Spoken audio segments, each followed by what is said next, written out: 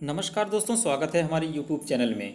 दोस्तों, UP triple S C PT online आवेदन शुरू हो गए हैं। प्रैक्टिस मॉडल पेपर यह सब मैं शुरू करा दिया हूँ। यूपी ट्रिपल एस सी से आने वाली भर्तियाँ जैसे ANM, pharmacist, lab technician, X-ray technician, अन्य भर्तियों से संबंधित पीईटी परीक्षा होने जा रही है, जिसके लिए बहुत ही महत्वपूर्ण मॉडल पेपर लेकर आया हूँ। यह सभी में आपका जो है काम आएगा। तो चलिए दोस्तों, वीडियो को शुरू करते हैं। सबसे पहले, अगर चैनल को आपने सब्सक्राइब ना किया हो तो फ्री में स्टडी मटेरियल पाने के लिए चैनल को सब्सक्राइब करें, वीडियो को ज़्यादा से ज़्यादा शेयर करिए और एक लाइक ज़रूर करिएगा। दोस्तों, UP triple S C PET ANM खास करके लिए और भी भर्तियां परमानेंट आपकी देखने को मिलेंगी। जो पीईटी 2022 को होने वाली है, फार्मासिस्ट की भी भर्ती, अन्य भर्तियां जो है आने वाली हैं। चलिए दोस्तों, फटाफट जो है मॉडल पेपर नंबर 1 हम कर लेते हैं। कैसे आपके प्रश्न पूछे जाते हैं वह आप लोग को पता चल जाएगा। वीडियो को अंत तक देखिएगा, स्किप एकदम ना करिएगा। दोस्तों, क्वेश्चन नंबर पहले की तरफ चलते हैं।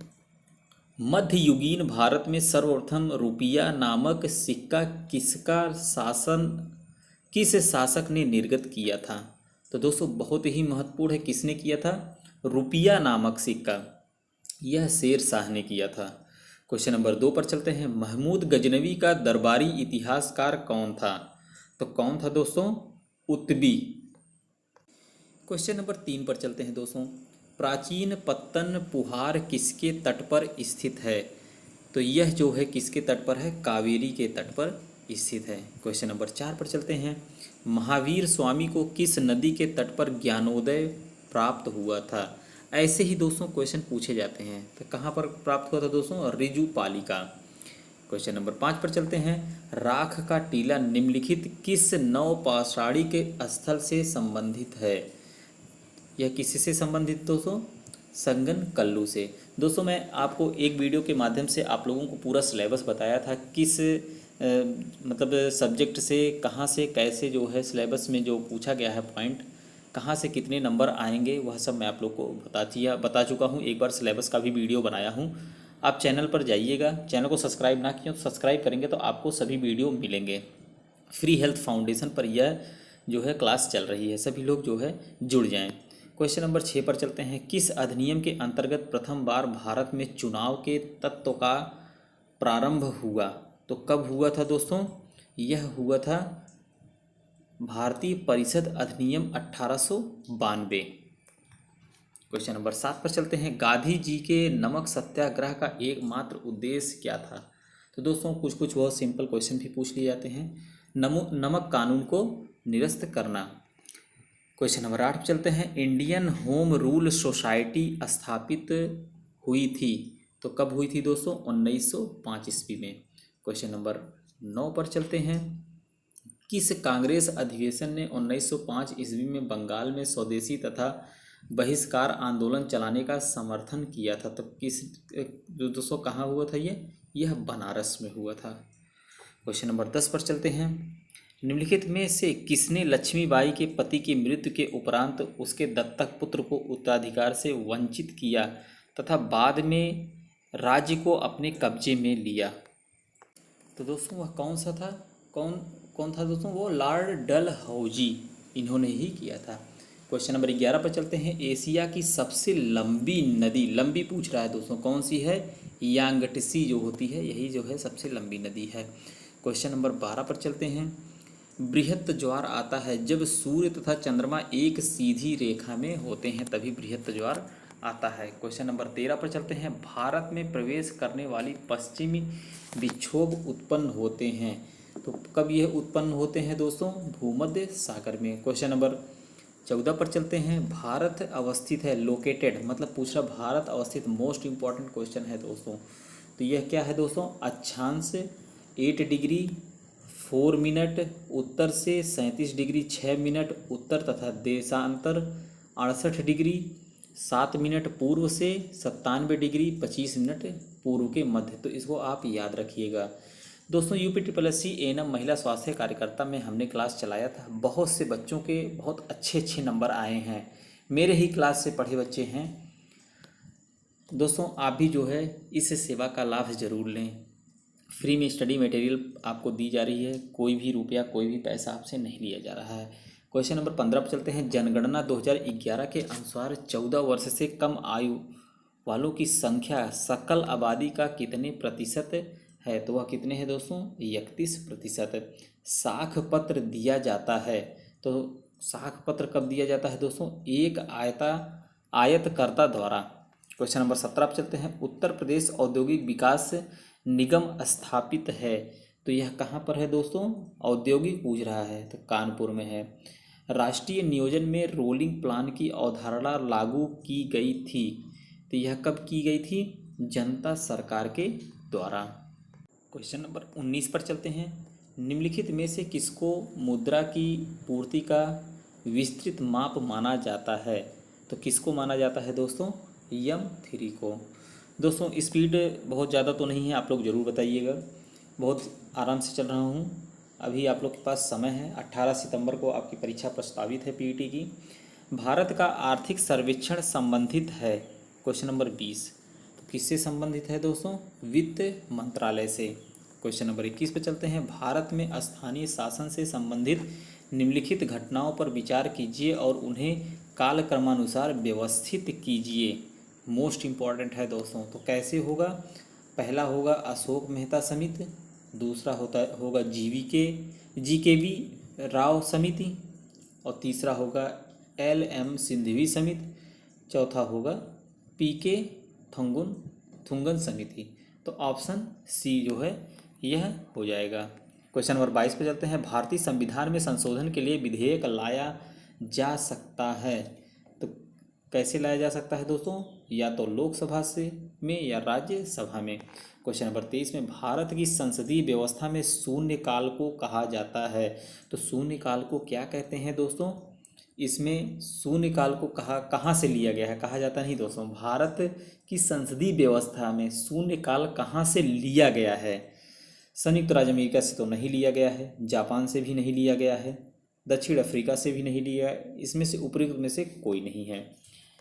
क्वेश्चन नंबर 24 चलते हैं। भारत में नागरिकता की निम्नलिखित विशेषताओं में से कौन सी सही है? ना, भारत में नागरिकता की बात हो रही है, तो कौन सी सही है आप लोग भी बताते चलिएगा। तो संपूर्ण भारत की एकल नागरिकता। क्वेश्चन नंबर 25 पे चलते हैं। संविधान सभा की प्रांतीय संविधान समिति का अध्यक्ष कौन था? प्रांतीय समिति की बात हो रही, इसको ध्यान दीजिएगा दोस्तों। तो कौन से दोस्तों? प्रांतीय समिति का अध्यक्ष जो है सरदार पटेल जी रहे। क्वेश्चन नंबर 26 पर चलते हैं। 26 में पूछ रहा है हमारे शरीर में रक्त का दाब होता है वायुमंडलीय दाब से अधिक। दोस्तों यह पहली क्लास चल रही है, फटाफट अभ्यर्थी जुड़ जाएं, चैनल को सब्सक्राइब करें और वीडियो को फ्री में पाएं। क्वेश्चन नंबर 27 पर चलते हैं। जीव विज्ञान नाम दिया था। दोस्तों मैंने बताया था कि हर टॉपिक से आपके प्रश्न कैसे बनेंगे वह दिखा रहा हूँ। अब साइंस से देखिए कैसे क्वेश्चन आपके पूछे जाते हैं। क्वेश्चन नंबर 27 है। 27 में कह रहा है कि जीव विज्ञान नाम किसने दिया था? तो किसने दिया था? लैमार्क ने दिया था। क्वेश्चन नंबर 27 का बी हो जाएगा। क्वेश्चन नंबर 28 पे चलते हैं। प्रकृति में सर्वाधिक प्रचुरता में पाए जाने वाला कार्बनिक यौगिक है, तो वह कौन सा है दोस्तों? तो सेलुलोज जो होता है प्रचुरता में पाया जाता है। क्वेश्चन नंबर 29 पे चलते हैं। फोटोवोल्टीय सेल संबंधित है, तो किससे संबंधित है? सौर ऊर्जा से। ये देखिए दोस्तों साइंस से कैसे क्वेश्चन फिजिक्स केमिस्ट्री बायोलॉजी तीनों से पूछे जाते हैं। क्वेश्चन नंबर 30 पर चलते हैं। प्रकाश वर्ष किसकी इकाई है? प्रकाश वर्ष किसकी इकाई है? तो दोस्तों यह खगोलीय दूरी की इकाई है। क्वेश्चन नंबर 31 से लेकर जो देखिए दोस्तों यह सब जो है 31 का आपका जो है 32, 33, 34, 35 यहाँ तक जो है आपका मैथ है दोस्तों। 5 नंबर जो है मैथ के हैं, तो आप मैथ लगाइएगा। अब आते हैं क्वेश्चन नंबर 36 पर। गोदान किसकी रचना है? तो गोदान जो है प्रेमचंद्र की रचना है। बहुत दिनों बाद दिखना, हिंदी का क्वेश्चन देखिए दोस्तों आ गया है। मैंने बताया था कि हर टॉपिक से आपको जो है प्रश्न मिलेंगे। जिस हिसाब से मैंने सिलेबस का वीडियो आपको बना के बताया था वैसे ही प्रश्न आपके उसी टॉपिक के हिसाब से पूछे जाएंगे। क्वेश्चन नंबर 37 पर चलते हैं। बहुत दिनों बाद कहते नहीं बहुत दिनों बाद दिखाई दे रहे हो भैया, इसका क्या मुहावरा है दोस्तों? ईद का चाँद होना। गांव में कभी कभी लोग मुहावरे भी बोलते हैं, कहते हैं भैया बहुत दिनों बाद दिखाई दे रहे हो। कभी कभी कहते हैं अरे ईद के चाँद हो गए हो। मतलब यही सब मुहावरे गांव में भी लोग बोलते रहते हैं। नेक्स्ट क्वेश्चन पर चलते हैं।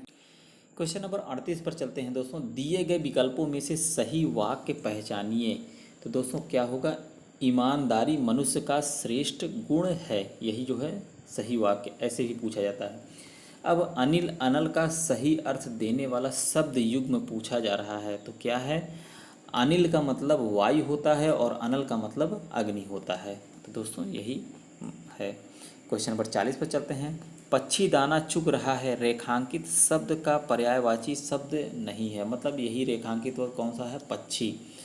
तो दोस्तों क्या नहीं है पक्षी का जो पूछ रहा है?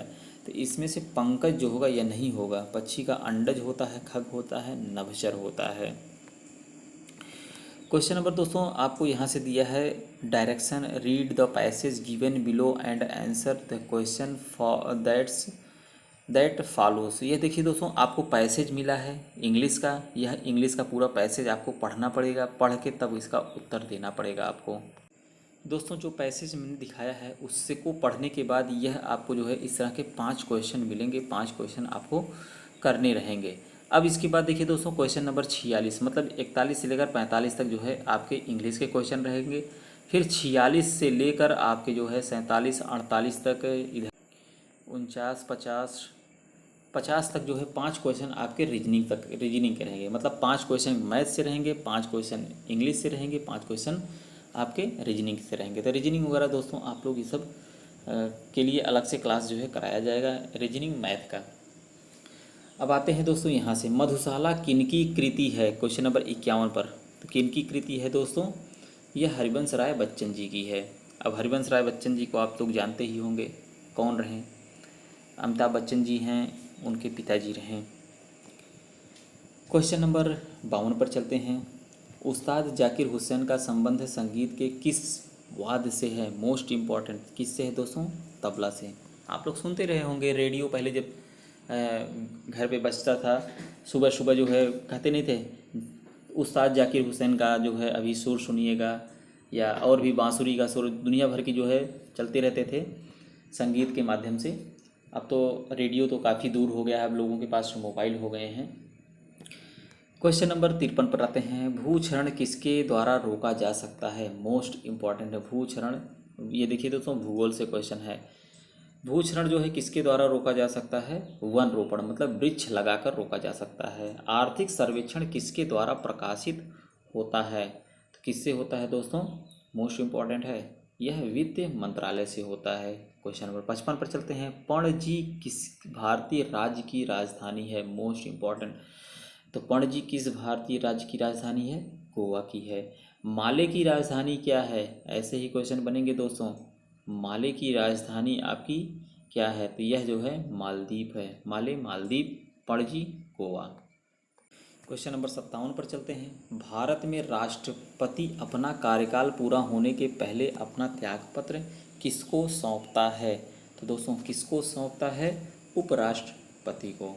खजुराहो समूह के प्रसिद्ध स्मारक किस राज्य में हैं? तो किस राज्य में है? मध्य प्रदेश में। भारत मध्य एशिया वार्ता की दूसरी बैठक के संदर्भ में निम्न कथनों में से कौन सा कथन सत्य है? यह पूछ रहा है। तो इसमें से कौन सा कथन सत्य है दोस्तों? इस बैठक में भारत, कजाकिस्तान, तजाकिस्तान, तुर्कमेनिस्तान और उज्बेकिस्तान ने हिस्सा लिया था, यही सही है। और इसमें दोस्तों आपके जो है करंट अफेयर से भी क्वेश्चन रहेंगे। विदेश मंत्री एस जयशंकर ने हाल में ही आयोजित अफगानिस्तान, यह 2020 में पूछा गया था। तो 2020 का यह करंट अफेयर है। शांति व विकास, अच्छा दोस्तों 60 का जो होगा, ये 60 का जो है जिनेवा का होगा। 2020 में हिस्सा लिया था जब जयशंकर प्रकाश ने, तो जिनेवा में लिया था। क्वेश्चन नंबर 61 पर चलते हैं। शांति व विकास के लिए विश्व विज्ञान दिवस मनाया जाता है, तो यह मनाया जाता है 10 नवंबर को। विश्व एड्स दिवस मनाया जाता है, दिवस से भी क्वेश्चन आते हैं दोस्तों। तो यह कब मनाया जाता है? 1 दिसंबर को। क्वेश्चन नंबर 63 है दोस्तों।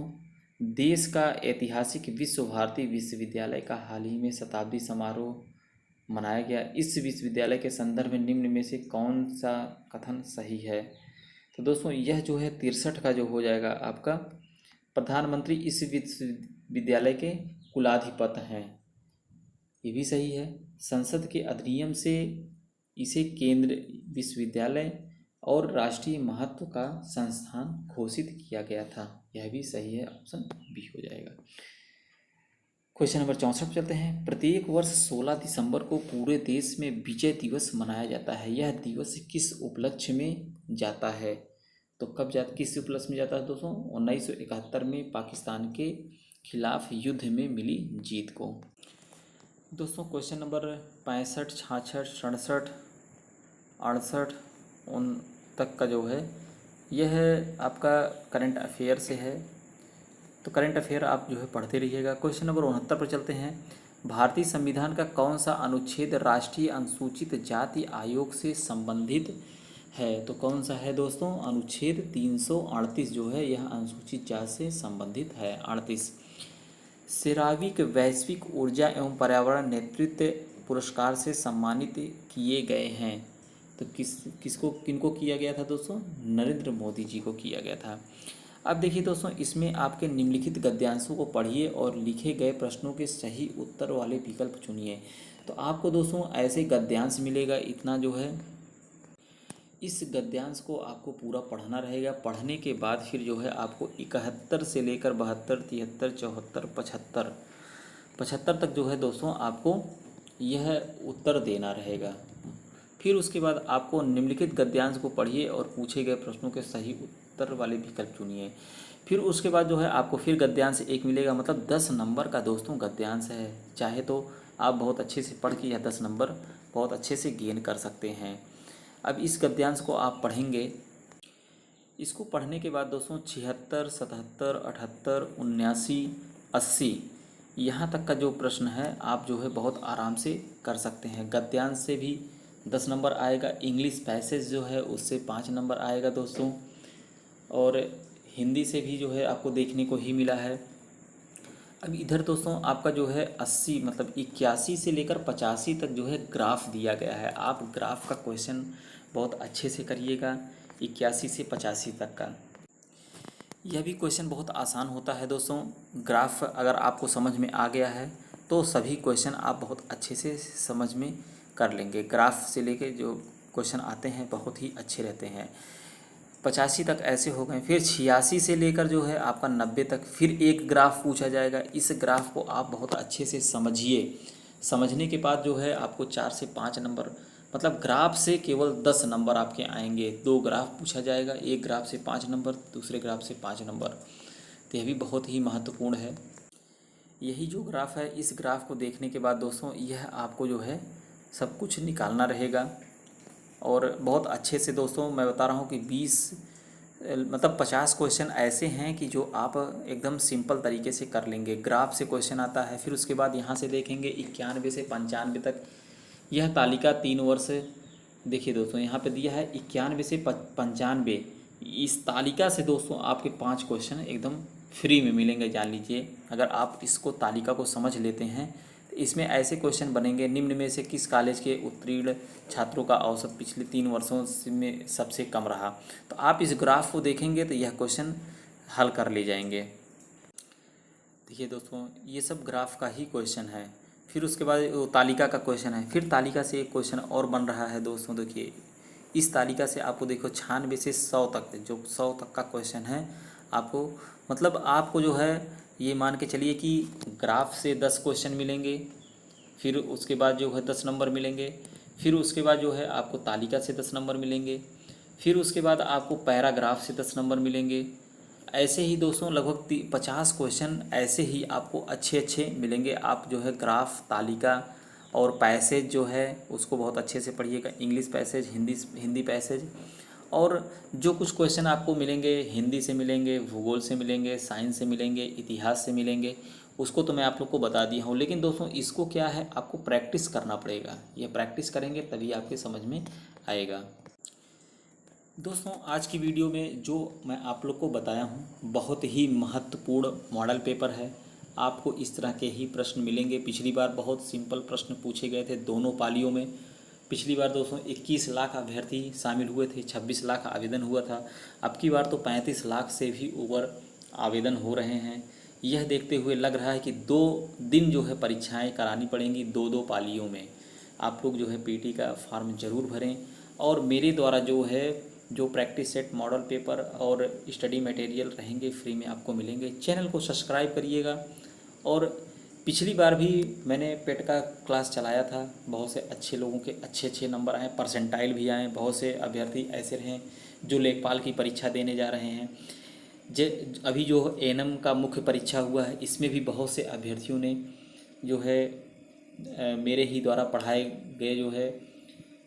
गए हैं और इनके भी बहुत अच्छे अच्छे नंबर आए हैं। दोस्तों मेंस परीक्षा में आगे आप लोग को रिजल्ट भी देखने को जल्दी ही मिलेगा इसका। देखते हैं दोस्तों कितने बच्चे पढ़ाए हुए सिलेक्ट होते हैं। जब फाइनल रिजल्ट आएगा तो मैं वीडियो के माध्यम से आप लोगों को ज़रूर बताऊंगा। वीडियो को ज़्यादा से ज़्यादा शेयर करिएगा। चैनल को सब्सक्राइब ना किए हों तो सब्सक्राइब ज़रूर कर लें दोस्तों, और वीडियो को एक लाइक कर दीजिएगा। वीडियो को अंत तक देखने के लिए बहुत बहुत धन्यवाद।